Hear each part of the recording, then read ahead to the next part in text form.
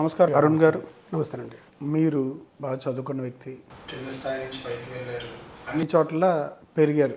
ఈ స్థాయి నుంచి ఇవాళ శాసన మండలిలో మాట్లాడుతూ ఉన్నారు, పార్టీకి అధికార ప్రతినిధి మాట్లాడుతూ ఉన్నారు. మీరు కూడా సభల్లో లేదంటే కార్యకర్తలు ఉద్దేశించి రప్పా అని వ్యవహరించడం, మనం వచ్చిన తర్వాత ఏదో భిన్నంగా మారుస్తాం రోలర్స్ అని చెప్పడం ఎందుకని?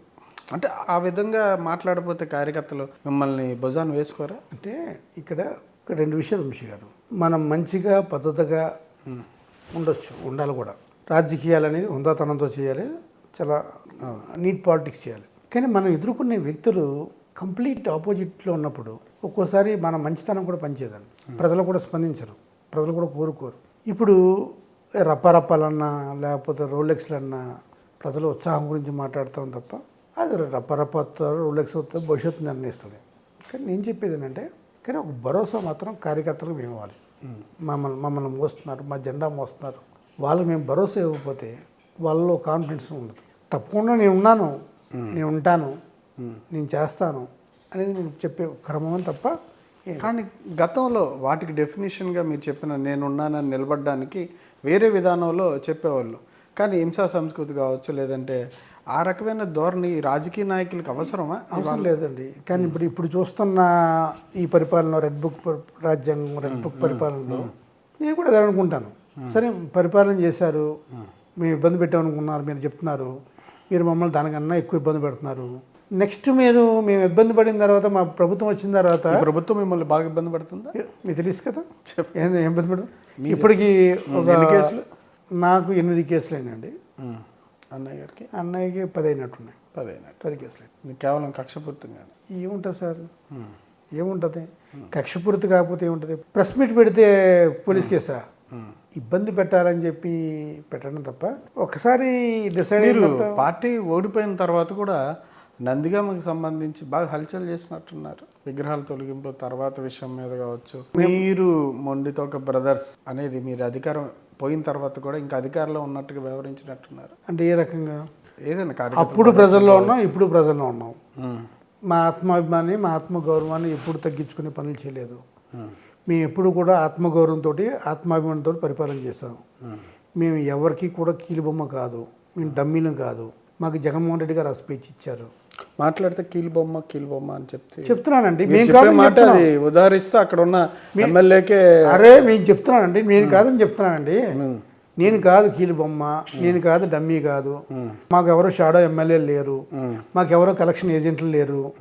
మేము ఎవరి మీద డిపెండ్ అవ్వము. మేము ఆత్మాభిమానంతో, ఆత్మగౌరవంతో పరిపాలన చేస్తాం. మేము అలాగే పరిపాలన చేస్తాం. ప్రజలు కోరుకునేది అది. రాజ్యాంగం, అంబేద్కర్, జగన్మోహన్ రెడ్డి గారు మాకు ఇచ్చిన హక్కు అది. మేము నిర్భయంగా పరిపాలన చేసాం, అందరినీ సమానం చూసాం. మళ్ళీ చెప్తున్నా, మేము ఎవరికి కూడా ఎక్స్ఎమ్మెల్యే గారి విగ్రహాన్ని అవమానపరచలేదా, లేదా ఆయన్ని తాలూకా అంశాలు? యాక్చువల్గా నేను ఇది చాలాసార్లు చెప్పాను, మళ్ళీ చెప్తున్నా.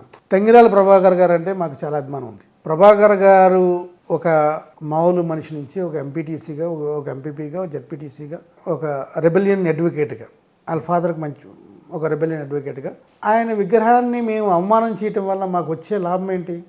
ఆ వచ్చే పైశావిక ఆనందం ఏముంటుంది? మా కాన్సెప్టు ఆ సెంటర్లో ఉన్న విగ్రహాలన్నీ తీసి ఓ పక్కన లైన్గా పెట్టాలని, ఆ క్రమంలో మేము లైన్గా పెట్టడం జరిగింది. పెట్టే క్రమంలో ఇప్పటికీ చూడండి, మధ్యలో విగ్రహాన్ని ఇప్పుడు కూడా ఖాళీగానే ఉంచాం. మధ్యలో విగ్రహం ఇప్పుడు తంగిరాల ప్రభాకర్ గారి విగ్రహం మధ్యలోనే పెట్టాలని ఫస్ట్ నుంచి అనుకున్నాం, అలాగే అనుకున్నాం. కానీ వాళ్ళ డాక్టర్ ఏం చేశారు, ఆవిడకున్న తప్పుడు ఇన్ఫర్మేషన్తోనో లేకపోతే తప్పుడు గైడెన్స్తోనో ఆవిడ ఏమనుకున్నారు, మేము ఏదో ఆ విగ్రహాన్ని ఇల్ట్రీట్ చేసామనో లేకపోతే మేము ఏదో కొంచెం వేరేగా చూసామనే ఉద్దేశంతో ఆవిడ కొంచెం ప్రతిపక్ష పార్టీలో అప్పుడు ఉన్నారు కాబట్టి కొంచెం ఆ వాయిస్ ఎక్కువ చేయటం లేకపోతే చేసి ఆవిడ మా నాన్నగారి విగ్రహానికి అన్యాయం చేశారు, మరుగుదొడ్డుని పక్కన పెట్టారు, కింద పెట్టారు. విగ్రహాలు కింద పెట్టకపోతే కింద అంబేద్కర్ మొత్తం జాతీయ నాయకుల విగ్రహాలని పేర్చి పెట్టాం అక్కడ. సో మాకు విగ్రహం తీసేటప్పుడు విగ్రహాలను మా అవమానించాలని ఎందుకు ఉంటుంది? ఆ క్రమంలో ఆవిడ కొంచెం అఫెండ్ ఫీల్ అయ్యి ఆ విగ్రహం అక్కడ కాదు, గవర్నమెంట్ వచ్చిన తర్వాత కూడా అందరి పక్కన మా నాన్నగారి విగ్రహం నేను అక్కడ పెట్టను, నేను వేరే చోట పెడతానని చెప్పి ఆర్ఎన్బి స్థలంలోనే విగ్రహం పెట్టించారు, ఆర్ఎన్బి రోడ్లోనే. వేరే రాజశేఖర రెడ్డి గారి విగ్రహం కూడా ఆ రోజు రోడ్డు మీద ఉంటే నేను తీసేసేవాడిని. నాకు అంబేద్కర్, రాజశేఖర రెడ్డి గారు, లేకపోతే పూలే గారు, వీళ్ళందరూ ఉన్నప్పుడు ఒక విగ్రహం తీసి ఇంకో విగ్రహం తీయడం అనకూడదు కదా, అన్ని విగ్రహాలు తీసేవాడిని. కానీ రాజశేఖర రెడ్డి గారు ఉన్న విగ్రహం వేరే చోట ఉంది, కంప్లీట్లీ ఆపోజిట్ సైడ్ వేరే it was not in R&B road, it was in revenue ల్యాండ్లో ఉంది. ఆ విగ్రహం ఎప్పటికీ కూడా ట్రాఫిక్ అంతరాయం కాదు. కానీ ఎలా ఫీల్ అయ్యారు, రాజశేఖర రెడ్డి విగ్రహం అదే చెప్పాను కదా, కొంచెం ఇమ్మెచ్యూర్గా మాట్లాడి ఇమ్మెచ్యూర్గా ఆలోచించి కొంచెం అంత పరిపక్వతతోటి లేకుండా ఆ విగ్రహం అక్కడ పెట్టారు, దాన్ని మనం వ్యతిరేకించాలి. మా నాన్నగారి విగ్రహం ఇక్కడ పెట్టారు, తీసేయాలి అంటే నేను పెట్టింది మీ నాన్నగారి విగ్రహం కాదు, అందరి విగ్రహాలు వరుసగా పెట్టాను. మీ నాన్నగారికి ఇంకా సముచిత స్థానం ఇవ్వాలనుకున్నాను. లేకపోతే నాకు నిజంగా కూడా తెలుగుదేశం పార్టీ వ్యతిరేక లేకపోతే విగ్రహాల మీద ఉంటే నేను అంత పెద్ద రోడ్డుతో నేను ఎక్స్టెండ్ చేసి ఇదివరకు సీఎం రోడ్డుగా ఉన్న రోడ్ని ఎన్టీఆర్ రోడ్ అని పేరు పెట్టాను. యాక్చువల్గా నేను ఎన్టీఆర్ రోడ్ పెట్టకూడదు, నేను వైఎస్ రాజశేఖర రెడ్డి పేరు అని పెట్టాలి, వైఎస్ రాజశేఖర రెడ్డి బొమ్మ పెట్టాలి. కానీ నేను వైఎస్ రాజశేఖర రెడ్డి బొమ్మ పెట్టలేదు. ఆ ప్లేస్కి ఆ రోడ్డుకి అక్కడున్న కమ్యూనిటీకి ఎన్టీ రామారావు గారు సముచితం అని చెప్పి ఎన్టీ రామారావు గారి విగ్రహం పెట్టిన మనిషిని నేను. నాకు ఎక్కడ బాధ అనిపించింది అంటే, మనం చాలా మంచి చేస్తాం సార్, మనం నందిగాంకి నా దృష్టిలో నేను మంచి చేశాను, చెడు ఎక్కడా చేయలేదు.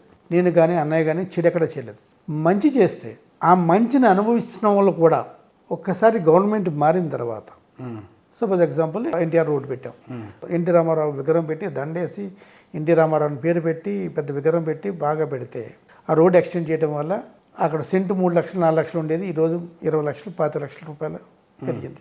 షాప్స్ వచ్చినాయి, బోళ్ళంత అభివృద్ధి జరిగింది. ఆ రోడ్లో మేము పెట్టిన విగ్రహం తీయరు కానీ దాని మీద కోపం లేదంట. కానీ విగ్రహం పెట్టించిన వ్యక్తి ఎవరైతే మొండితో బ్రదర్స్ ఉన్నారో వాళ్ళ పేర్లు ఆ విగ్రహం కింద ఉండకూడదంట, కింద ఉండకూడదు. అది గుణపాలతో కొడితే అక్కడున్న జనాలు ఎవ్వరూ కూడా స్పందించలేదు, ఎవరు కూడా. ఆ విగ్రహానికి గుణపంతో కొట్టిన వ్యక్తి మళ్ళీ అక్కడ సంబంధించిన వ్యక్తి కాదు, మార్కెట్కి వాసవి మార్కెట్లో ఉన్న వ్యక్తి అక్కడి నుంచి వచ్చి ఈ ఎన్టీఆర్ రోడ్లో కమ్యూనిటీ బాగా ప్రైవేట్ కమ్యూనిటీ ఉన్న రోడ్లో వచ్చి గుణపంతో కొడితే వీళ్ళు స్పందించకపోతుంటే మనుషులకు స్పందన లేకపోతే మనం ఎందుకు చేయాలి ఒకటి. రెండోది, మేము అంత రోడ్ సెక్షన్ చేసి CSR ఫండ్స్ తోటి అంత రోడ్ ఎక్స్టెండ్ చేసి డివైడర్స్ పెడితే వాళ్ళు రోడ్ వేశారు కదా ఈ డివైడర్స్ ఉండకూడదని చెప్పి రోడ్లు పగలగొట్టేసి డివైడర్ పగలగొడితే ప్రజలు ఒకరు కూడా స్పందించలేదు. 3, అంత కష్టపడి మేము 100 బెడ్ హాస్పిటల్ తీసుకొచ్చి రైతుల్ని, అది తెలుగుదేశం పార్టీ రైతుల్ని ఒప్పించి శంకుస్థాపన చేస్తే మేము శంకుస్థాపన చేసిన ప్లేసులో వాళ్ళ హాస్పిటల్ కట్టకూడదని చెప్పి దాన్ని క్యాన్సిల్ చేసి ఇరుగు దాంట్లో హాస్పిటల్ కడుతుంటే ఆ భూమికి మీరు రిజిస్ట్రేషన్ చేయలేదని అని చెప్తానండి. అక్కడ కడుతుంటే ఆరోపణ కదా, ప్రజలు స్పందించలేదు. అంటే ఒక నాయకుడు నేను ఎమ్మెల్యే అయ్యాను, ఇది నా నిర్ణయం, నేను చేసేస్తానన్నది కరెక్ట్ అవుతుందా? ఇంక ప్రజాభిప్రాయం వద్దా? అలాగ మూర్ఖత్వంతో 100 పడకల ఆసుపత్రి 5 ఎకరాల్లో కట్టవలసిన ఆసుపత్రి, అది భవిష్యత్తులో ప్రభుత్వ మిడిల్ కళాశాల అయ్యే ఆసుపత్రిని మీ మూర్ఖత్వంతో మీరు అక్కడి నుంచి తీసుకొస్తే మీరు ఎవరికి అన్యాయం చేశారు? మేబీ మీ పంతం గెలవచ్చు ఇప్పుడు, కానీ మీరు నందిగాం భవిష్యత్తును దెబ్బ కొట్టేశారు, నందిగాం భవిష్యత్తును అధోపాలం తొక్కేశారు. ఈరోజు కేంద్రీయ విద్యాలయం మేము టైంలో మాకు శాంక్షన్ అయ్యి కేంద్రీయ విద్యాలయాన్ని స్కూల్ పెట్టి అన్ని టెంపరీ పర్మిషన్ అనేది తీసుకుంటే ఆ స్కూల్ని నామరూపంలో అక్కడ చేశారు. తీసుకొచ్చినట్టున్నా మళ్ళీ ల్యాండ్ ఎక్వైరీ చేస్తారంట. మేము ల్యాండ్ ఎక్వైరీ చేసి ఆ అప్రోచ్ రోడ్స్ కూడా పల్లె పండుగ కార్యక్రమాలు వేస్తున్నట్టున్నారు. మేము ల్యాండ్ ఎక్వైరీ చేసి ప్లాన్లు గీసి మొత్తం అంతా శాంక్షన్లు ఇస్తే మళ్ళీ ఆ సైట్ కాదని ఈ సైటు అంటే మొండితోగా బ్రదర్స్ ఎక్కడ స్టార్ట్ చేస్తే అక్కడ అది ఫినిష్ అవ్వకూడదు. దీనికి వ్యతిరేకత, నువ్వు వ్యతిరేకించవలసింది ఇది కాదు. మేము స్టార్ట్ చేస్తాను, నువ్వు ఫినిష్ చేయి. ఆ ఫినిష్ చేస్తే అదే క్రెడిట్. ఇప్పుడు అదే కదా భోగపురం, చంద్రబాబు నాయుడు స్టార్ట్ చేశాడా లేకపోతే జగన్మోహన్ రెడ్డి స్టార్ట్ చేశాడా, ఎన్ని చేశా? ఎవరైతే ఫినిష్ చేస్తారో వాళ్ళకే క్రెడిట్. ఇప్పుడు క్రెడిట్ చోటు తీసుకున్నారు కదా, మీరు కూడా అలాగే తీసుకోండి. అంతే తప్ప నందిగామ ప్రజల మీద, నందిగామ భవిష్యత్తు మీద దెబ్బ కొడుతుంటే కనీసం ప్రజల నుంచి స్పందన లేకపోతే ఏంటి సార్ ఇది? ఎందుకు చేయాలనిపిస్తుంది సేవ? నాకు అలా అనిపిస్తుంది ఒక్కోసారి. మనం ఎక్కువ చేస్తామో వీళ్ళ అంత వర్త్ కాదేమో అనిపిస్తుంది ఒక్కోసారి. అంత వర్త్ కాదేమో అనిపిస్తుందేమో కానీ తప్పు అనిపిస్తుంది. మళ్ళీ నాలో తప్పు అనిపిస్తుంది. వెంటనే తప్పు మనకెందుకు, మనం చేయాలనుకున్నాం, చేసాం, మంచి చేయాలనుకున్నాం. మీకు ఎట్లా అనిపిస్తుంది ఎమ్మెల్సీకి వచ్చిన తర్వాత ఈ టైం ఎట్లా అనిపిస్తుంది పాలిటిక్స్లో? ప్రధాన ప్రతిపక్ష పార్టీగా కౌన్సిల్లో ఇప్పుడు పోరాట చేస్తాం. ఇప్పుడు ప్రతిపక్షం, గతంలో అధికార పక్షంగా ఉన్నారు మీరు. ఈ టైంలో ఎమ్మెల్సీగా వచ్చి ఏముంది సార్ మార్పు? ఏం లేదు. అదే ప్రజలు, అదే ప్రజాభిమానం. అంటే పదవి తీసుకోకముందు మీకు ఒక విజన్ సంబంధించి ఒకటి ఉంటుంది రాజకీయ నాయకుడికి. మీకు అందుట్లో ప్రధానంగా ఇంకా ఎక్కువ ఆశలు నందిగామకి ఏదో చేయాలని ఉంటుంది, ఇప్పటికి కూడా ఉంది. దేవుడు మళ్ళీ అవకాశం ఇవ్వాలి, అదృష్టం ఇవ్వాలి, తప్పకుండా ఇంకా మంచి చేయాలి. ఇప్పుడు నేను అడిగే కొట్టే సార్, మనము ఏ పార్టీలోనూ నాయకులు అవ్వచ్చు, అధికారం ఎవరికి శాశ్వతం కాదు, పదవులు ఎప్పుడూ ఒకరి దగ్గరే ఉండవు. కానీ మనం చేసే పని తరతరాలను గుర్తుంచుకోవాలి. చిన్న ఎగ్జాంపుల్ చెప్తాను. మాకు నందిగామలో చాలామంది ఎమ్మెల్యేలు ఉన్నారండి. నలుగురు గుర్తుపెట్టుకుంటారు. ఎందుకు? వాళ్ళు చేసిన ముక్కుపాటి వెంకటేశ్వరరావు గుర్తుపెట్టుకుంటారు, ఆయన చేసిన కొన్ని పనులు. వసంత నాగేశ్వరరావుని గుర్తుపెట్టుకుంటారు. వసంత నాగేశ్వరరావు గారు ఆయన చేసిన పనులు, ఓ పాలిటెక్నిక్ కాలేజీకి 10 ఎకరాల పొలం ఇచ్చారు, అది ఇచ్చారు, కొంచెం మంచి పనులు చేసి పెట్టారు. దేవినేని వెంకటరమణని గుర్తుపెట్టుకుంటారు, లిఫ్ట్ ఇరిగేషన్ అని, ఎత్తుపదుల పథకాలు అనేది. ఈ కోవలో మనం ఉండాలనుకున్నాం, మేము ఉండాలనుకున్నాం. ఆ ఉండాలనుకునే మా అడుగులు వేసాం.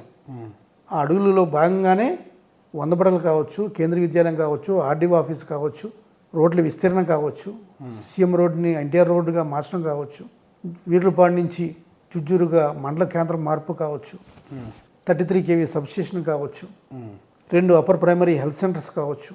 ఇది మా మార్క్.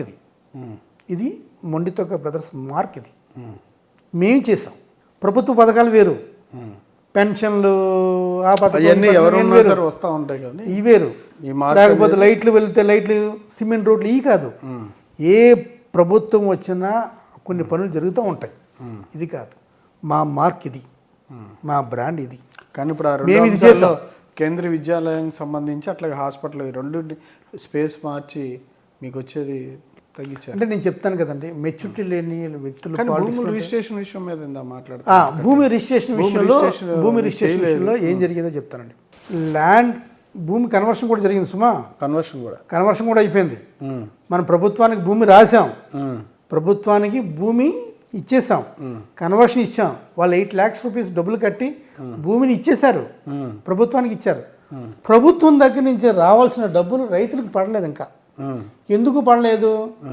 వాళ్ళు గవర్నమెంట్ ప్రైస్ 46 లక్షలు ఎంత ఇస్తాను గవర్నమెంట్ ప్రైస్, మనం 54 లక్షల రూపాయలు వాళ్ళ కోసం అడిగాం. అలా ఏమన్నారు. అయినప్పుడు కూడా ఆ డిస్కషన్లో ఆగింది. 5 లక్షల 4 లక్షలు 5 లక్షల పాపం 5 ఎకరాలు 5 ఎకరాలండి. ఇప్పుడు ఎకరం 3 కోట్లు ఉన్న భూమిని 50 లక్షలు ఇచ్చారండి పాపం రైతులు. తెలుగుదేశం పార్టీ రైతులు, చాలా మంచి రైతులు. ఎందుకు ఇచ్చారు చెప్పండి? అలా నందిగా మీద ప్రేమతోనే కదా. నందిగా మీద ప్రేమతోటి మనకు మంచి హాస్పిటల్ కావాలి, మంచి మెడికల్ కాలేజ్ కావాలి కదా అని. అందుకని ఆగిందా? కేవలం ఇదంతా కాదు, కేవలం మొండితోక బ్రదర్స్ స్టార్ట్ చేసిన చోట ఫినిష్ చేయకూడదు. ఆ శంకుస్థాపన ఎవడో చెప్పుంటాడు, పనికిమాల ఎదవా మేడం గారి పక్కన పనికిమాల ఎదవలు 100 మంది ఉన్నారు. శంకుస్థాపన మీదే ఉండాలి మేడం, ప్రారంభోత్సవం మీదే ఉండాలని చెప్పుంటారు ఎవరు. ఇయే పనులు, ఈ తుత్తర పనులు అంటారు చూడ. అంటే పరిపక్వత లేకుండా ఉన్న వ్యక్తులు పరిపాలిస్తే ఎలా ఉంటుందో చిన్న ఎగ్జాంపుల్. అందుకమా పేదల కోసం ఇల్లులు ఇచ్చారా? జగనన్న కాలనీ ఎంత అద్భుతంగా చేసాం చూశారు కదండి. ఎంతమంది ఇల్లు కట్టుకున్నారో చూసాం కదా. దాంట్లో మీ రిలేషన్స్కి ఎక్కువ కేటాయించారు అనేది జగనన్న కాలనీలో అలా ఏం లేదే. అలా ఇచ్చేసారు, ఇలా ఇచ్చారు. నాకు తెలిసినటువంటి ఎలిగేషన్ ఫస్ట్ టైం దగ్గర నుంచి ఉంటాం. ఫస్ట్ టైం అందరు అర్హులకే ఇచ్చారు. ఎందుకు ఇన్ని చేశారు మీరు? ఇప్పుడు ఇన్ని కొత్త కార్యక్రమాలకు రూపకల్పన చేశారు. మంచినీటి సమస్య మాత్రం అట్లాగే ఉంది కదా, దాని మీద ఫోకస్ చేశారు. మేము ఏషియన్ బ్యాంకు నిధులతోటి రామన్నపేట నుంచి కృష్ణానది వాటర్ని రామన్నపేట నుంచి సపరేట్ పైప్ లైన్ ద్వారా తీసుకొచ్చి ప్రతి ఇంటికి కూడా వాటర్ పైప్ లక్షణ ద్వారా ఇవ్వాలని చెప్పి గత ప్రభుత్వం, తెలుగుదేశం ప్రభుత్వం ఉన్న కాన్సెప్ట్ని, అప్పుడు ప్రపోజల్ని మీరు ఇంప్లిమెంట్ చేయలేకపోయాం. ట్రై చేసాం కానీ చేయలేకపోయాం. దాని మీద కొంత వర్కౌట్ అయితే చేసాం కానీ చేయలేకపోయాం. ఇప్పుడు నేను చేయలేకపోయాను చెప్తాను. కానీ అది చాలా మాస్టర్ పీస్ ప్రోగ్రామ్. కానీ చాలా వరకు అందుబాటులో ఉన్నారు, అందరికి అన్ని చేశారు అనుకుంది. ఎందుకు ఓడిపోయారు మీ కాన్స్టిట్యున్సీలో? కూటమి గాలా లేదంటే మీరు ఫస్ట్? ఖచ్చితంగా కూటమి గాలేనండి. కూటమి గాలో ఈవీఎం ప్రభావము లేకపోతే ఏదైనా చెప్పుకోవచ్చు. సార్, ఓడిపోయిన వాళ్ళు ఏదైనా కారణాలు చెప్తారు, కానీ ఎండ్ ఆఫ్ డే నన్ను ఓడిపోయాను. అంటే మనం ప్రజలకి ఎక్స్పెక్టేషన్కి రీచ్ అవ్వలేదా? లేకపోతే వాళ్ళకి కోరుకుంటుంది ఏంటి, వాళ్ళకి ఏం కావాలి? నేను వాళ్ళు తప్పు చేశారు, వాళ్ళు నన్ను మోసం చేశారు అని అనకూడదు. నేను చేయలేకపోయాను వాళ్ళందరికీ కూడా.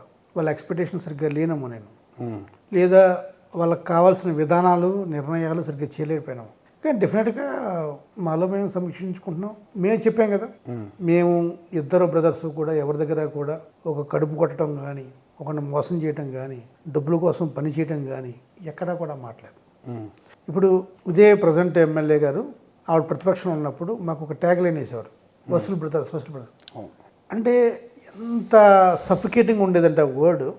నేను నా తత్వం ఒక రూపాయి ఇసిరేసేవాడిని, రూపాయి ఇసిరేసే తత్వం నాది. దానికి వసూలు బ్రదర్స్ అంటే రివర్స్ అన్నమాట. అంటే ప్రతిపక్షం ఉన్నాం కదా, ఏదో ఎలిగేషన్ చేసేచ్చలే, వర్డ్ ఏదో ఫన్నీగా ఉంది, కొంచెం కాయిన్ అని చెప్పి నాకు చాలా సఫికేట్గా హ్యూమిలేటింగ్ అనిపించేది. ఏంటి ఈవిడికి నా గురించి ఏం తెలుసు, అసలు ఆవిడ ఎవరు, ఆవిడకి నా గురించి అసలు ఏం తెలుసు. ఒక మనిషిని ఇంకొక మనిషిని ఏదన్నా మనం ఒక క్యారెక్టర్ అసాసినేషన్ చేయాలంటే ఇదని తెలియాలి కదా, ఒక ఇంటరాక్ట్ అవ్వాలి కదా, లేకపోతే ఇంకో మనిషి ఉండాలి కదా. ఏమీ తెలియకుండా జస్ట్ బికాస్ నువ్వు అపోజిషన్ ఉన్నావు కాబట్టి మీరు ఏది పడితే అది మాట్లాడితే అది కరెక్టా? తప్పు కదా అది. మీరు ఇప్పుడు ఆమె గురించే ఉంటారు, తప్పు కదా. ఆమె అధికారులు ఉన్నారు. నేను ఎప్పుడు కూడా పర్సనలైజ్గా ఎప్పుడు మాట్లాడు. ఇప్పుడు మీరు చేయట్లేదంటే చేయలేదంటాం, కానీ చదివి చెప్తాను. క్యారెక్టర్ గురించి మాట్లాడటం వేరు, మనిషి గురించి మాట్లాడటం వేరు, మనిషి చేసే పనుల గురించి మాట్లాడటం వేరు. నేను ఎప్పుడు కూడా మనిషి చేసే పనుల గురించే మాట్లాడతాను తప్ప నేను మనిషి గురించి మాట్లాడను. బట్ వేరస్ ఆవిడ మాట్లాడింది మనిషి గురించి మాట్లాడు, మనిషి కాదు. ఒక మనిషి ఇంకొక మనిషిని పూర్తిగా యాక్సెప్ట్ చేయవలసిన లేదు, కానీ వాళ్ళు చేసే పనులు మాట్లాడాలి. నేను ఇప్పటికీ చెప్తాను, నేను చెప్పట్లేదు, అందరూ చెప్తాను. మేము వెళ్ళిన చావులు లేవు, మేము వెళ్ళిన పెళ్ళిళ్ళు లేవు, మేము చేసిన దాన ధర్మాలుగా చర్చిలకి ఇచ్చాం, మసీదులకి ఇచ్చాం, గుళ్ళకి ఇచ్చాం, ఎవరి ఇంటికి వచ్చినా సాయం చేసాం. అటువంటి వాడిని నన్ను మా బ్రదర్ని పట్టుకొని వసూలు బ్రదర్స్ అంటే ఏంటిది? అది పబ్లిక్లో ఆవిడెంత షేమ్ఫుల్గా ఉంటుంది, నాకు కాదు. ఏంట్రా ఇటువంటి ఎలిగేషన్స్ అనిపిస్తుంది. నా విధానాలతో మాట్లాడవచ్చు, నా అభిప్రాయాల మీద ఏకీభవించకపోవచ్చు, కానీ అది కాదు, అదే మెచ్యూర్డ్ పాలిటిక్స్. సార్ మీరు డీసెంట్రలైజ్డ్ గవర్నరెన్స్ ఇన్ ట్రైబల్ ఇండియా అని చెప్పి పుస్తకం రాశారు. దాంట్లో ఏ అంశాల మీద ఎక్కువ చర్చించారు? ప్రధానంగా ఏ అంశాల మీద మీరు ఎక్కువ దృష్టి పెట్టి, ఏ అంశాలు ట్రైబల్స్కి సంబంధించి గవర్నెన్స్లో ఎటువంటి లోటు జరుగుతుందని మీరు గమనించారు? నేను రాసిన బుక్ ఇది, నా పిహెచ్డి థీసిస్ అనేది decentralised governance in tribal areas అని. యాక్చువల్గా నా ఎంఫిల్ పిహెచ్డి అంతా కూడా నేను ఎక్కువ ట్రైబల్స్ మీద చేశాను, ట్రైబల్ గవర్నెన్స్ మీద చేశాను. ఇది ఇంట్రెస్ట్ అండి, లేదా టాపిక్? నాకు ఇంట్రెస్ట్ అండి, నాకు కొంచెం ట్రైబల్ కల్చర్ అన్న వాళ్ళ వెతనిక్ది బాగుంటుంది. సో వాళ్ళ గవర్నెన్స్ మీద చేయాలని చెప్పి ఉద్దేశంతో అప్పట్లో ల్యాండ్ డిస్ప్యూట్స్ మీద 170 యాక్ట్ మీద చేశాను. తర్వాత పీసా యాక్ట్ గురించి, ఇప్పుడు పీసా యాక్ట్ గురించి ఇంట్రెస్టింగ్ టాపిక్ యాక్చువల్ చెప్పాలంటే. సో పీసా అనేది panchayat extension to scheduled areas act అనేది. సో వాళ్ళ గవర్నెన్స్ సిస్టమే చేశాను. మేము చేసిన స్టడీ ఏంటంటే ఇది ఒకటి, ఒక గవర్నెన్స్ స్ట్రెంథన్ అవ్వాలంటే, డెమోక్రసీ స్ట్రెంథన్ అవ్వాలంటే ఏ పారామీటర్స్ ఉంటే స్ట్రెంథన్గా ఉంటుందని. సో అలా 3 పారామీటర్లు తీసుకున్నాం. ఒక పారామీటర్ వచ్చి ఒకే political party, dominated political party area ఏరియా, అక్కడ డెమోక్రసీ బాగుందా, లేదు ఇంకొక పారామీటరు ఆ political party and same with opposition party, ఈ 2 పార్టీలు ఎక్స్టెన్సివ్గా పనిచేస్తే అక్కడ డెమోక్రసీ బాగా పనిచేస్తుందా. 3 వేరే స్పేస్ పొలిటికల్ పార్టీస్ అంటే opposition party, ruling party along with other pressure groups అంటే ఎన్జిఓస్ కావచ్చు, లేకపోతే సివిల్ సొసైటీ కావచ్చు, వీళ్ళు పనిచేసిన చోట ఎక్కడ ఎలా ఉందని చెప్పి ఒక మూడు ఏరియాస్లో ఒక పెద్ద స్టడీ చేస్తే ఎక్కడ డెమోక్రసీ స్ట్రెంత్ అన్నదని, ఎక్కడైతే పీపుల్ వాయిస్ మోర్ ఎలాబొరేట్గా ఉంటుందో, మోర్ వోకల్గా ఉంటుందో అక్కడ డెమోక్రసీ స్ట్రెంథన్గా ఉంటుందనే ఉద్దేశంతో మనం ఇక్కడ ఈ ట్రైబల్ ఏరియాస్ మీద చేసాం. చాలా మంచి స్టడీ అది. తర్వాత క్రేంబ్రిడ్జ్ యూనివర్సిటీ ప్రెస్ వాళ్ళు ఆ బుక్ పబ్లిష్ చేశారు. అంటే అప్పుడు నేను కొంచెం ఎకడమిక్గా బాగుండేవాడిని. సో నాకు ఇంకా రాజకీయం, జగన్మోహన్ రెడ్డి గారి మీద వ్యామోహం. మీరు చేసిన దాంట్లో ఎక్కడ బాగుంది? అదొక స్ట్రీమ్, ఇదొక స్ట్రీమ్ అండి. ఇది ఇష్టంతో వచ్చాను, జగన్మోహన్ రెడ్డి గారి మీద ఇష్టంతో వచ్చాను, జగన్మోహన్ రెడ్డి గారి మీద నమ్మకంతో వచ్చాను. ఇంకా జగన్మోహన్ రెడ్డి గారు ఇంకా ఉన్నప్పుడు ఇంకా ఏమీ కనపడదు ఇంకా. సో అన్ని ఎకడమిక్స్ అన్ని పక్కన పెట్టి నేను సాధారణ కార్యకర్త, ఏం చదువుకోలేదు అని సేమ్ ఈ నోటుతోనే ఏదైతే ఈ democracy, civil society, decentralisation, development versus society ఎన్ని చెప్పిన మాటలతోనే నోటుతోనే రప్ప రోలెక్స్ అనాల్సి వస్తుంది. అంతే. ఈ 2 మీలో కొంతవరకు కాంట్రాస్ట్ ఇబ్బంది పడుతున్నారే చెప్తున్నారు. ఇబ్బంది పడతాను, పెద్ద ఇబ్బంది ఏం కాదు. ఎన్ని కేసులను భరిస్తాను, చూస్తాను ఇంకా. కానీ నేను చెప్పేది ఏంటంటే, మీరు ఏదైతే విత్తుతున్నారో అదే కొనసాగుతుందని చెప్తాను. విత్తకుండా ఉంటే మంచిది. అదే మళ్ళీ రిటర్న్ అయిద్దా? అదే రిటర్న్ అవుతుంది కదా, అయ్యే ఫ్రూట్స్ వస్తాయి, ఆ ఫ్రూట్స్ని మళ్ళీ మీరు తినాల్సి వస్తుంది. అంతా దాంట్లో దళితుల కోసం ఏమైనా చేయగలిగారా మీరు? రాజకీయాల్లోకి మీరు మీ బ్రదర్ రాకముందు నందిగాంలో ఉన్న సిచ్యువేషన్స్, పేదవారు కావచ్చు, వివిధ వర్గాల్లో ఉన్నవారు కావచ్చు, ప్రత్యేకించి దళితుల గురించి అంటే యాజ్ ఎ దళిత్గా నాకు నేను చేయగలిగింది, నేను చేసింది ఒకటి ఉంది. నందిగామ నియోజకవర్గంలో దళితులు ఆత్మగౌరవంతో, ఆత్మాభిమానంతో బతికేటట్టు చేశాను. ఎందుకు, ఎలా, ఏంటనేది నేను ఆన్ రికార్డ్ నేను చెప్పలేను, కానీ ఆత్మాభిమానంతో, ఆత్మగౌరవంతో ఉన్నారు. ఎవరిని కూడా మేము డిసోన్ చేసుకోలేదు, ఓన్ చేసుకున్నాం, మాతో పాటు ఉన్నారు. మేము అంటే నేను చెప్తున్నాను మీకు ఎగ్జాంపుల్, మీరు అన్నారు కదా ఒకటి ఎగ్జాంపుల్ అంటే చెప్పచ్చు చెప్పకూడదు, కానీ ఇప్పుడు నందిగామలో మున్సిపాలిటీ ఒకటే మున్సిపాలిటీ ఉంది. అవును. మా మున్సిపల్ చైర్మన్ పాపం వరలక్ష్మి గారని చాలా చనిపోయారు. యాక్చువల్గా వరలక్ష్మి గారు అని తమ్ముడు అనిపిస్తుంది, నేను అక్క అనిపిస్తాను. మాకు అంత ఫ్యామిలీ ఉండేది. సరే, అది కూడా ఆవిడ చనిపోతే దాన్ని కూడా ఆవిడ అనారోగ్యంతో చనిపోతే ప్రతిపక్ష పార్టీలు ఆవిడని వీళ్ళ వేధింపులతోనే చనిపోయారని చెప్పి రకరకాల చెత్తంతా అసహ్యకరమైన మాటలు మాట్లాడారు. అది వేరే విషయం. ఆవిడ చనిపోయినప్పుడు ఎవరికైనా మున్సిపల్ చైర్పర్సన్ ఇవ్వచ్చు, అటువంటిది మేము ఒక ఎస్సీ మహిళకి ఇచ్చాం. అంటే మా ఉద్దేశం ఏంటంటే, ఒకటి ఏంటంటే పలానా కులం అని ఇవ్వలేదు తప్ప సుమా, ఈవిడ ఇలా క్యాస్ట్ అని చెప్పి క్యాస్ట్ చూడదు అక్కడ. ఎవరు అర్హులు వాళ్ళకి ఇచ్చాం, ఎవరు సీనియర్టీ వాళ్ళకి ఇచ్చాం. Just because she is SC she was denied for this offer అనుకోలేదు. ఈవెన్ దో అయినప్పటికీ కూడా ఎవరైనా సరే, ఎవరైతే పార్టీ కోసం కష్టపడతారో వాళ్ళకి ఇచ్చాం. అలా చాలా చేసాం. అది ఒక ఎగ్జాంపుల్ చెప్తాను. సో అటువంటి ధైర్యం ఈ టీడీపీలో, ఈ గవర్నమెంట్లో, ఈ ఎమ్మెల్యే గారు చేయలేరు. అది కూడా చెప్తాను, చేయలేరు. అది మేమే చేయగలం. అదే చెప్తున్నాను కదా, ఆత్మాభిమానంతో, ఆత్మగౌరవంతో పనిచేసేలా చేసామని చెప్తున్నాను. నేనేమి ఎలిగేషన్ చేయట్లేదు. నేనేమి ఎలిగేషన్ చేయాలంటే ఏదో చేయొచ్చు, ఆత్మాభిమానం చేయాలి. అదే చెప్తాను. నేను ఎవరిది డైరెక్షన్స్ తోడు, ఎవరికో డమ్మీగానో, లేకపోతే ఎవరు నాకు ఇంకోటి ఎవరు షాడో మేము ఉండం. గెలిచిన రాజులో ఉంటాం, ఓడిపోయిన రాజులాగే ఉంటాం. పేద ప్రజల మీద ఈ ప్రభుత్వం చిత్తశుద్ధి లేదంటారా? ఈ విధానం అమలు తీసుకురావడానికి ఈ ఒక్క విధానమే కాదు, ఏ విధానం అయినా సరే పేద ప్రజల మీద చిత్తశుద్ధి లేదు. అసలు బేసికల్గా చంద్రబాబు నాయుడు గారి his heart lies with corporates. ఆయన ఎప్పుడు కూడా పిఎన్ యాక్షన్ చాలా ఇష్టం ఆయనకి. ఆ పిఎన్ యాక్షన్ ప్రైవేటైజేషన్. సో మిమ్మల్ని అడుగుతున్నాను సార్, చిన్న క్వశ్చన్ అడుగుతున్నాను. P4 విధానం తీసుకొచ్చారు. ఏంటి సార్ P4 విధానం?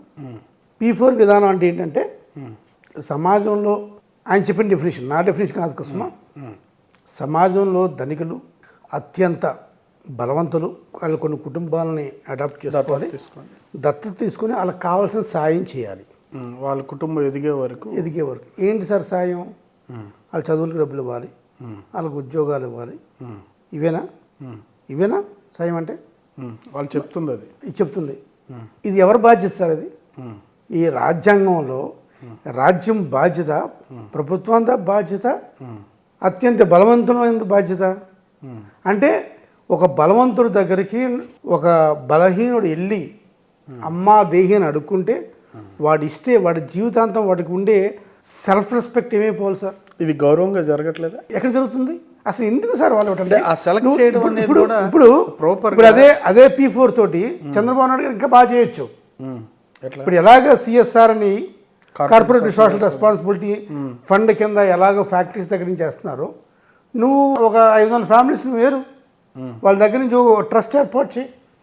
ఆ ట్రస్ట్ నుంచి ఇవి ఎవరికి ఇస్తున్నారో ఏమి ఇస్తున్నారో ఆ ట్రస్ట్ ద్వారా వస్తుంది. అంతే తప్ప అదే ఊర్లో ఉన్న వ్యక్తి, అదే ఊర్లో ఉన్న మనిషికి డబ్బులు ఇస్తే ఆడి జీవితాంతం వాడు బానిసే కదా సార్. ఇది ప్రభుత్వం చేయవలసిన బాధ్యత కాదా? నీ దయాదాక్షిణాల మీద ఇంక బతుకుతూ ఉండాలి. మా నందిగామలో ఒక మీటింగ్ పెట్టారు, P4 మీటింగ్. ఎవరు ఆ P4 మీటింగ్లో స్టేజ్ మీద ఉన్నారంటే ఒకరిద్దరు ఏదో మంచిగా ఉండొచ్చు, మిగిలిన వాళ్ళందరూ ఏం చేశారంటే ఆ రోజు షోకు మాత్రం బాబానికి వచ్చారు, తర్వాత ఎక్కడికో గాయబ్ అయిపోయారు.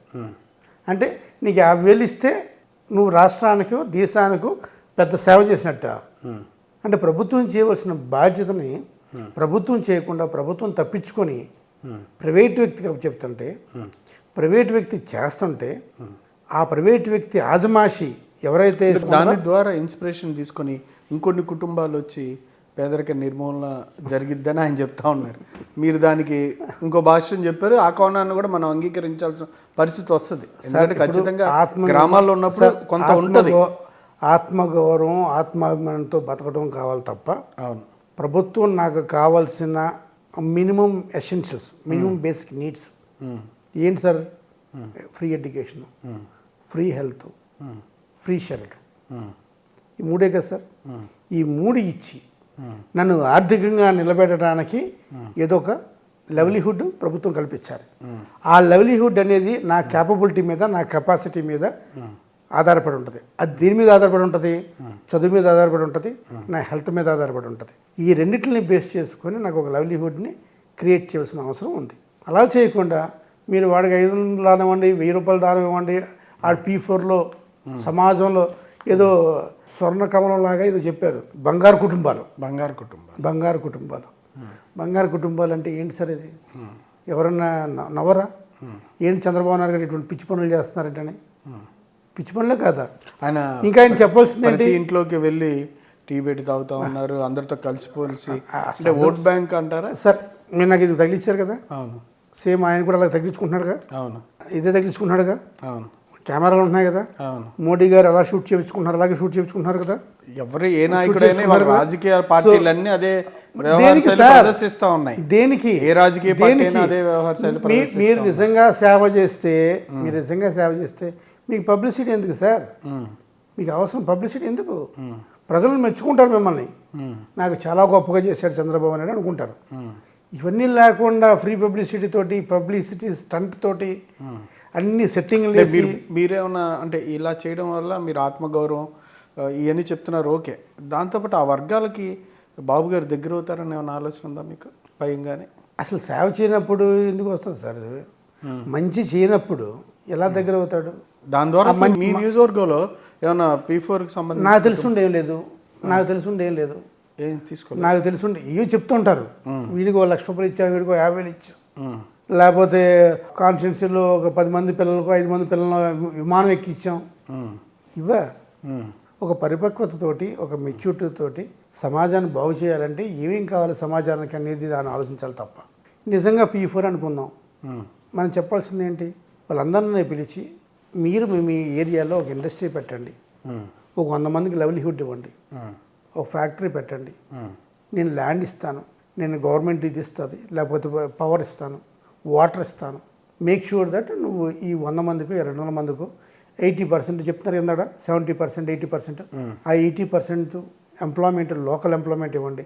ఇది థాట్ ప్రాసెస్. ఇండస్ట్రియల్ పార్క్కి సంబంధించి పరిశ్రమల అభివృద్ధి కొరకు కృష్ణా జిల్లా కావచ్చు, విజయవాడ కావచ్చు, చాలా ప్రాంతాల్లో మేము భూమి ఇస్తామని చెప్పి మాట్లాడుతూ ఉన్నారు.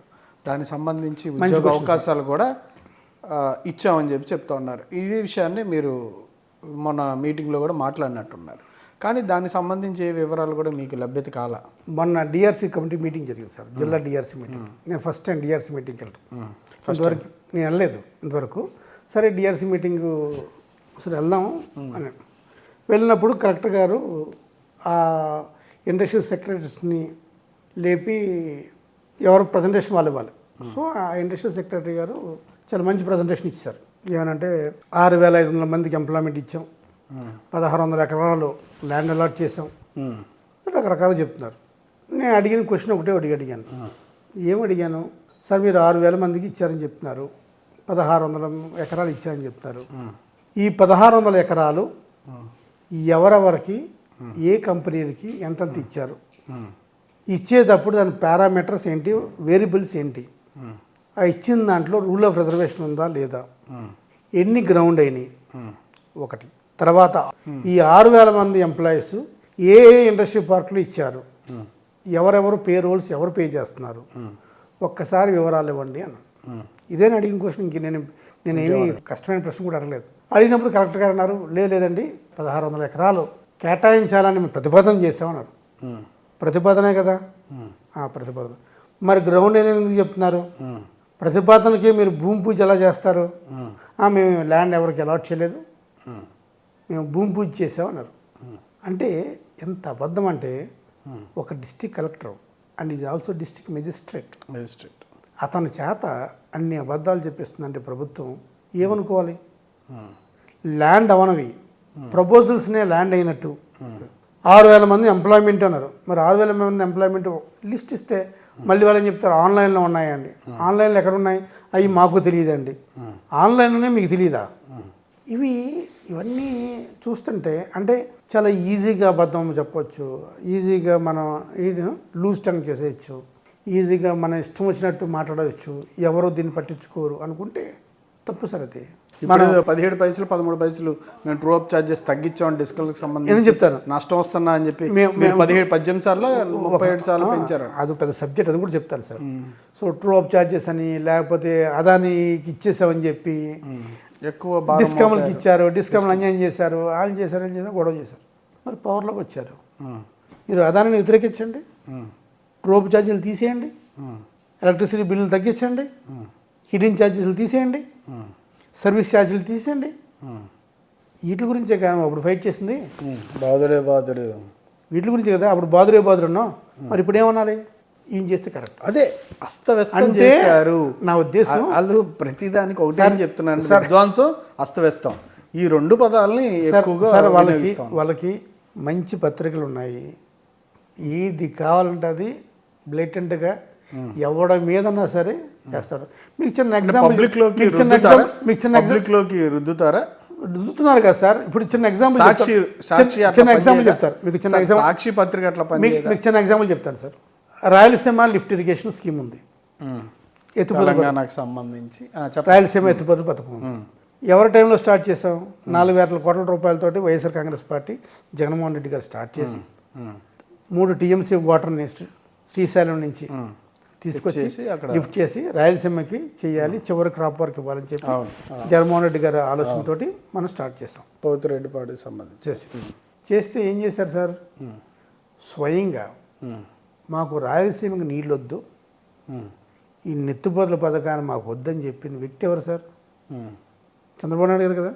అది నేను చెప్పలేదుగా, మేము వైఎస్ఆర్ కాంగ్రెస్ పార్టీ మేము చెప్పలేదుగా. పక్క రాష్ట్ర ముఖ్యమంత్రి చంద్రబాబు నాయుడు గారిని ఒప్పించి బలవంతం చేసి దాన్ని క్లోజ్ చేయించారని చెప్పి ఆయనే చెప్తున్నాడుగా. అదే వ్యక్తి అదే తెలంగాణ నుంచి హరీష్ రావు గారు కూడా నిన్న మీటింగ్ పెట్టి చెప్తా ఉన్నారు. ఇప్పుడు ప్రతిపక్ష పాత్ర పక్కన పెట్టండి, ఒక బాధ్యతయుతమైన ముఖ్యమంత్రి నిండు సభలో చంద్రబాబు నాయుడే రాయలసీమ ఎత్తిపోతల పథకం మూసేయమన్నాడు, నేను మూసేశాను అని చెప్తే నువ్వు రాయలసీమ ద్రోహివా కాదా? నువ్వు రాయలసీమ ప్రజలకు నువ్వు అన్యాయం చేస్తున్నావు లేదా? అంటే అధికారం అనుభవించిన తర్వాత అంటే ఒక నిమిషం వంశీ గారు, వంశీ గారు పరిగణలో తీసుకోకర్లేదా? ఎవరిని? హరీష్ రావు గారు వ్యాఖ్యల్ని తప్పకుండా హరీష్ గారిని తీసుకుందాం. ముందు దీనికి సమాధానం చెప్పండి.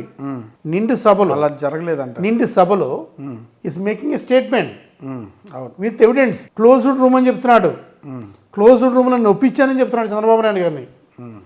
చేసి తద్వారా నేను తెలంగాణకి మేలు చేశాను, కానీ వైఎస్ఆర్ కాంగ్రెస్ పార్టీ ఉన్నప్పుడు టీఆర్ఎస్ లాలుచిపడి తెలంగాణకి అన్యాయం చేసి నీళ్ళన్నీ రాయలసీమ తీసుకెళ్ళిపోయారని చెప్తున్నారు కదా. సో నేను అడిగేదండి, దానికి ఈ ఆంధ్రజ్యోతి పత్రిక ఏమి రాసింది ఈరోజు పేపర్లో? సో నేనేమన్నానంటే వార్తగా వాస్తవానికి దూరంగా ఈ రుద్దుడు కార్యక్రమం అంటున్నారు సార్. ఆ రుద్దుడు కార్యక్రమం చేస్తున్నాను. ఇంత బ్లేటెంట్గా దొరికి కూడా టీడీపీ వాళ్ళు సమాధానం చెప్పకపోతే ఈ ఆంధ్రజ్యోతి లాంటి పేపర్లో ఇంకా అబద్ధాన్ని అది కూడా తప్పుగా మాట్లాడితే ఎలా ఉంటుంది? Thank you sir, thank you very much. ఇదండి డాక్టర్ మొండుతోక అరుణ్ గారి అభిప్రాయాలు. శాసన మండలి ద్వారా అనేక అంశాల మీద పోరాడుతున్నామని చెప్పి ప్రతిపక్ష పాత్ర పోషిస్తూ ప్రభుత్వం యొక్క వైఫల్యాలను ప్రధానంగా అబద్ధాలను ప్రచారం చేస్తా భూముల విషయంలో కావచ్చు, పెట్టుబడుల విషయంలో కావచ్చు, సంక్షేమ కార్యక్రమాల్లో లబ్ధిదారుల్ని తీసివేత విషయంలో కావచ్చు, మెడికల్ కాలేజీలకు సంబంధించి పీపీపీ విధానం మీద పేద ప్రజలకు జరుగుతున్న అన్యాయం విషయంలో గొంతెత్తి మాట్లాడుతూ అదే ప్రతిపక్షం ఒక పాత్రను సమర్థవంతంగా పోషిస్తున్నారని, జగన్మోహన్ రెడ్డి గారు ఎప్పుడు ప్రజల కోసం ముందుండే వ్యక్తి అని చెప్పి సోషల్ ఇంజనీరింగ్ విషయంలో ఆయన తీసుకొచ్చిన సంస్కరణలు కావచ్చు, అన్ని వర్గాల వారికి సమ ప్రాధాన్యత ఇస్తూ వారి అభివృద్ధిని కాంక్షించిన వ్యక్తిని ఇవాళ ప్రజలు మిస్ అవుతున్నారని చెప్పి ఈ సందర్భంగా ఆయన తెలియజేశారు. Thank you sir.